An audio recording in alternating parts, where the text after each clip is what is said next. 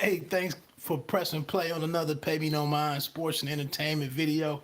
I'm the host of the show or the podcast, Wood. And of course, I'm talking about Showtime's Billions. We're in season four. And I'll carry on. This week's episode was called Arousal Template. And it's a pretty good episode. I mean, the series or this season is getting off to a pretty good start. Um, Again, like I mentioned, are we getting more of the? Are some things becoming? Are they relying on some things a little too much? I mean, but it depends on if you like it or not. Some of the different references in the show. There's a ton of there are a ton of metaphors that pop up. And I don't know if I mentioned this before, but I actually have to watch the show each episode maybe two or three times to kind of fully understand some of the stuff. Or you might have to Google. It's just very. It's a lot of. The dialogue includes a lot of heft. References to popular poems, to historical events, historical figures. It's just a pretty deep show. But this week we had the reference of the movie Heat with Robert De Niro and Al Pacino. Um, the scene where De Niro is almost out of it, but he has to go back and take care of Wayne Grow. Pretty good reference.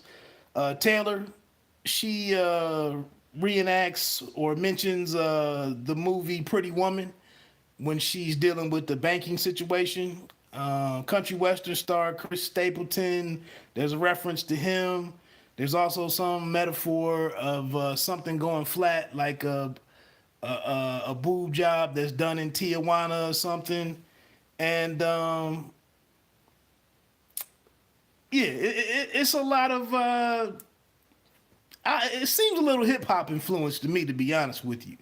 But there's also a Kid Rock reference at the end between Gregor and Taylor.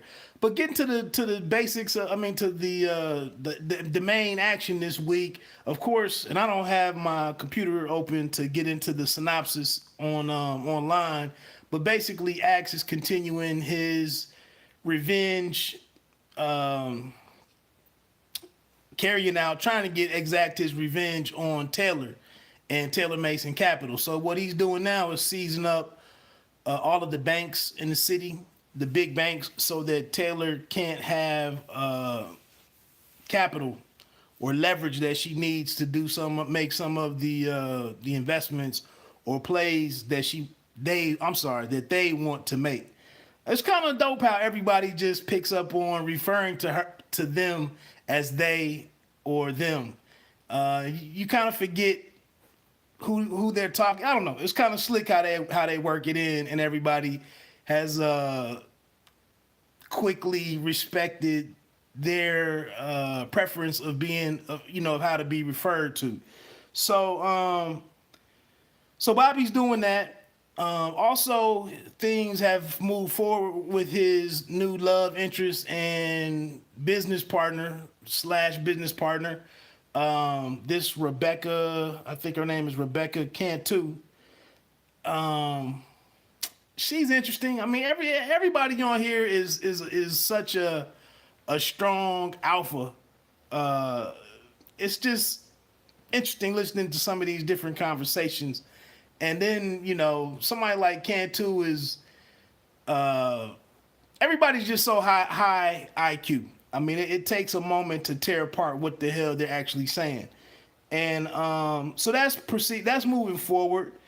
Um and then on the Chuck Rhodes situation, he's maneuvering things so that he can get back into public office, and actually some of the favors that he engaged in or carried out last week have already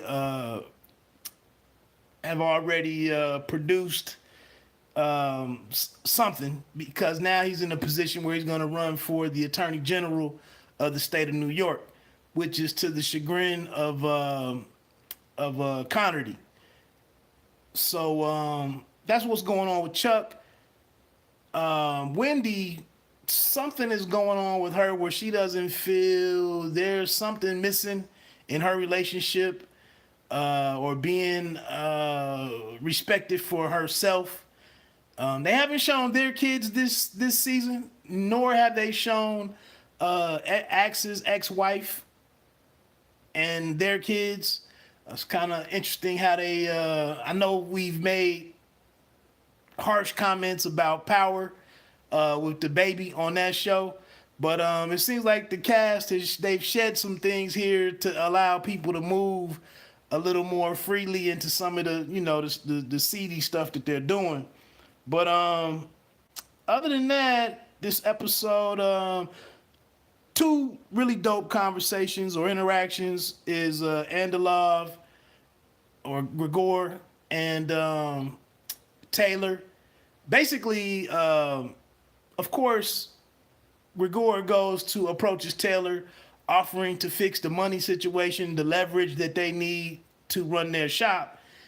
But of course, it's going to increase his power and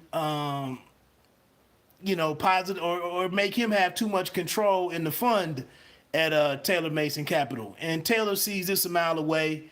Grigor brings some Russian friends of his, a pair of brothers who are pretty dangerous men, away from, beneath the surface.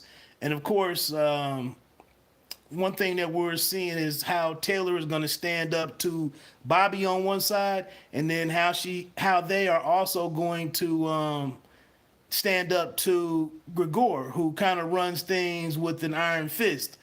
And they do an excellent job at turning the tables on Grigor, and also turning, at the same time, outwitting Bobby, who thought he had things really sewn up. I wouldn't say it's a distraction yet, this Cantu character and Bobby, his interest in her, but things have moved quickly. They've already been,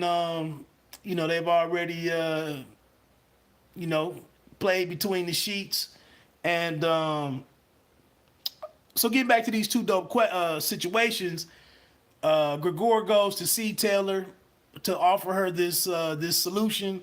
One of the slick lines, which, like I said, it's Teddy KGB from Rounders, but he says, look, he puts the offer out there, and then Taylor says, well, I'll look into it, and then Grigor says, yeah, look before you leap, but in the end, but just be sure in the end that you leap.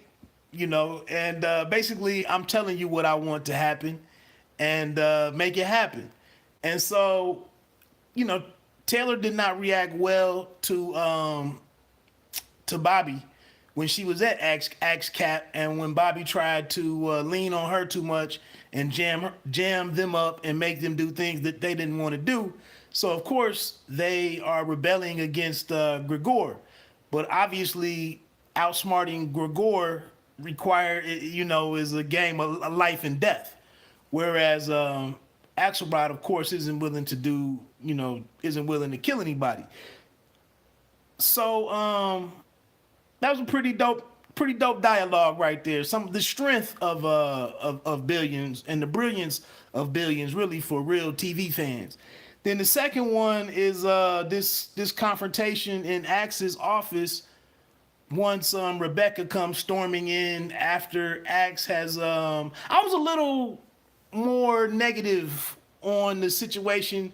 An associate at Axe Capital of Indian descent, I'm assuming, he finds a company that this Rebecca Cantu owns a large piece of, but they find out that the company is strictly hiring workers who don't have citizenship, and they're actually making them give part of their money back. And I thought this was a simple fix.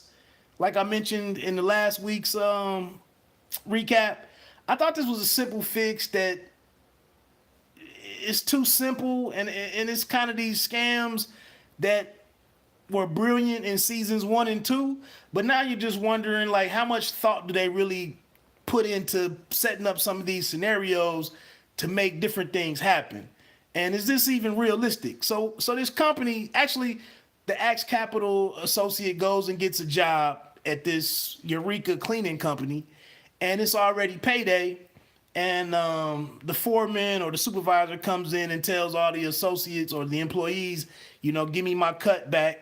And the thing is, if they refuse, then they threaten them that they'll contact ICE and possibly have them deported. So,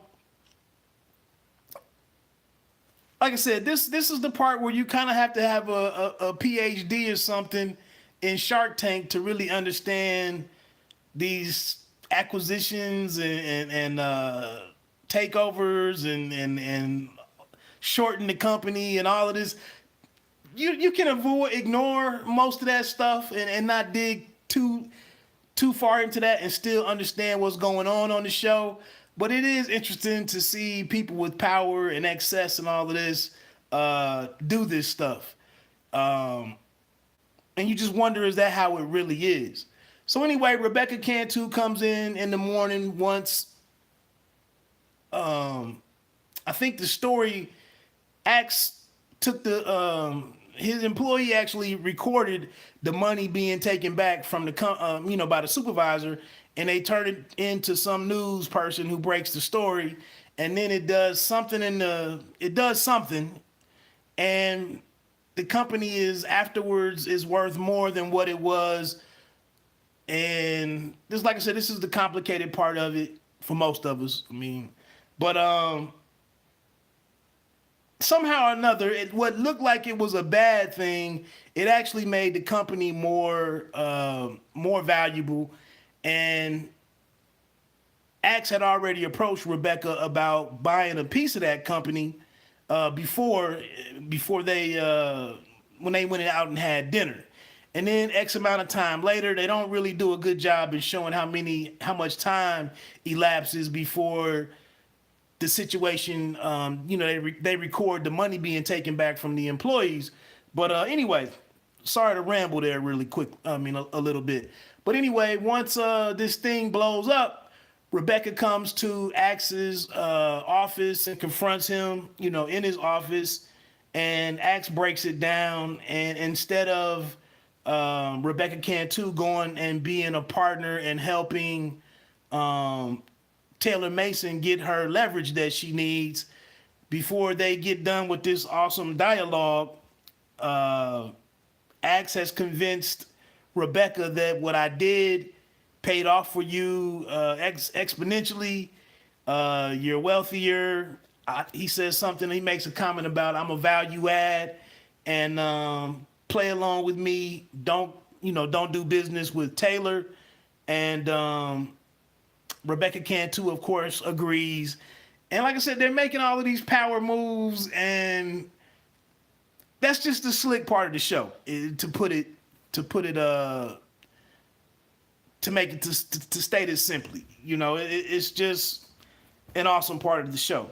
But anyway, Rebecca agrees to go along with Axe, their relationship, where we thought they might have hit a little rift because she was kind of outsmarted. Because it pays off in her favor the way that it does, they ended the confrontation with just going to have dinner. And from that point, another thing that's kind of a little difficult to understand what's happening is this commissioner, Sansom, who sends Chuck Rhodes to do one thing, to look into a guy who's running the police fund. He's been on the show the past two seasons, I believe. But for some reason, he wants to know where this guy's getting his money from. And instead of doing it the correct way, he brings in Chuck Rhodes from his days as a U.S. attorney or U.S. Attorney General, whatever he was. And Chuck Rhodes goes and digs into what's going on with the guy, and if the guy is taking money from the fund, he's like retired from the police department, and he comes back. He knows that that guy is actually part of, or he used to be part of Axe's.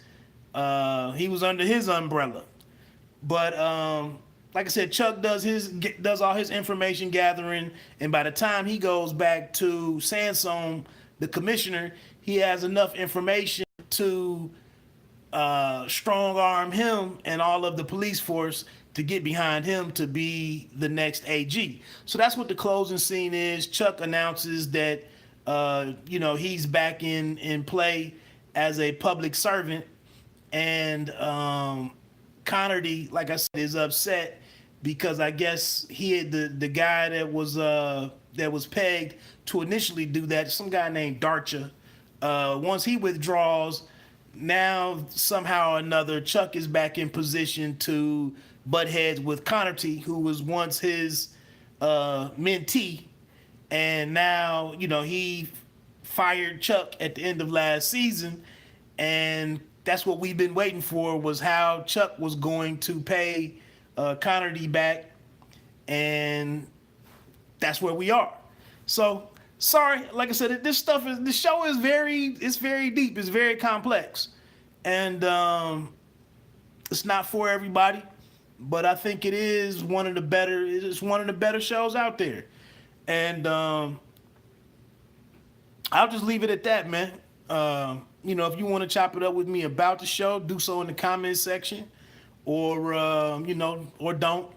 But this is one of the shows that we're talking about. Obviously, one of the biggest, probably the biggest show or the most anticipated show in television is what, a few weeks away now with the Game of Thrones, and maybe a month away now. I don't know an exact date on that one, but that one's coming back.